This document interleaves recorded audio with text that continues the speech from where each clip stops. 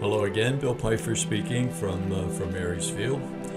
Hopefully with some truth and good news always. It's just a good thing to be with you and hopefully be able to share things that will be of some help and value and encouragement to you.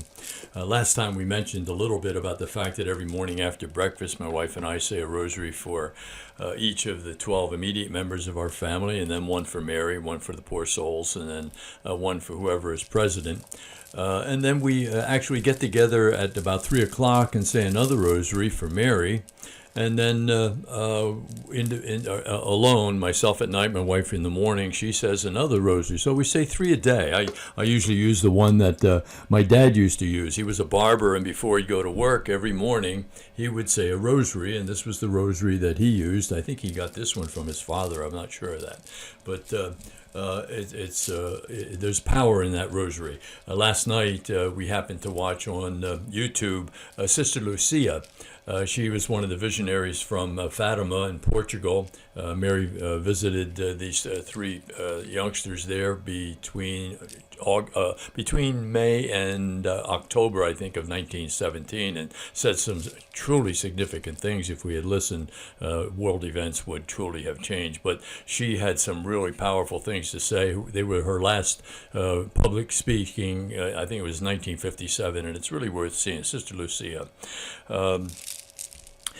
Saturday, I was at the First Communion of my granddaughter, and I was just kind of sad about the church itself as we were sitting there. You could feel the fact that the church is just dying. It just, it's slow death. All kinds of things are happening that are just not good. And I just could feel the heaviness, and it was kind of sad. Reminded me of the story of the man who was caught in a flood, and his house the water was beginning to rise and hit the first floor, and the emergency people came and said, "You better leave now. The water's going to be rising, and it's a good time to get out before the water inundates your first floor." And the man says, "Oh, no, I'm trusting in God." So the waters rose, and he ended up going up to the second floor, and then a boat came and said, "Gee, jump in, we'll save you." And he said, "No, I'm trusting in God. God will take care of me." And the waters keep rising, and now he's up out the window, and he's out sitting on the roof, and a helicopter comes over and sends down a rope and says, "Jump on, we'll save you." And he says, No, God will save me." And ultimately the man dies, and he goes to heaven. And he asks God, "Why didn't you save me?" And God said, "Well, I sent an emergency team to you. I sent a rowboat to you. And then I sent a helicopter." And you said no to all of them. And as I was sitting there on Saturday, I was thinking, goodness, in the 50s, if we had ordained deacons at that particular time, maybe ordained women at that particular time, and maybe in the 50s and 60s some married priests, what a difference that would have made in the current church. But the church had no courage and no vision to be able to do that. And as a result, it's now suffering the effects of that lack of courage. There are 120,000 married Catholic priests throughout the world. There are over 100 Episcopal married priests here in the United States and working in the Catholic Church. And, that's just not a good thing. I remember we were in Chicago when Pope John Paul came in the early 70s, and Jane Byrne, a Catholic, the mayor of Chicago, wasn't allowed to be a Eucharistic minister at the Eucharist. And you thought, how could you do such a thing? But we've done those things over and over, and now we say,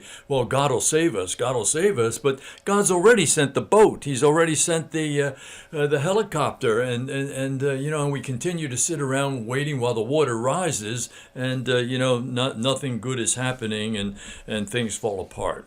One of the places you can find some real interesting stuff is on Queen of Peace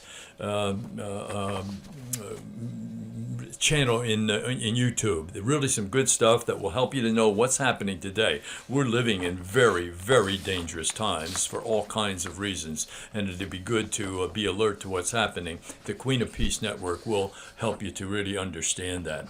Let's finish on a kind of a positive note. I used to read this to my kids in school, and they always liked it. Wouldn't this old world be better if the folks we meet would say, "I know something good about you," and then treat us just that way? Wouldn't it be fine and dandy if each hand's clasp warm and true carried with it this assurance, I know something good about you? Wouldn't life be lots more happy if the good that's in all of us were the only thing about us that folks bother to recall? Wouldn't it be we'd be lots more happy if we praised the good we see, for there's such a lot of goodness in the worst of you and me? Wouldn't it be nice to practice that fine way of thinking too? You know something good about me, and I know something good about you. No kidding, I know that you are a good person, and you want to feel and celebrate that goodness. Hold yourself once in a while, give yourself that hug and say, I'm good, God loves me, and I'm going to do some really good things today.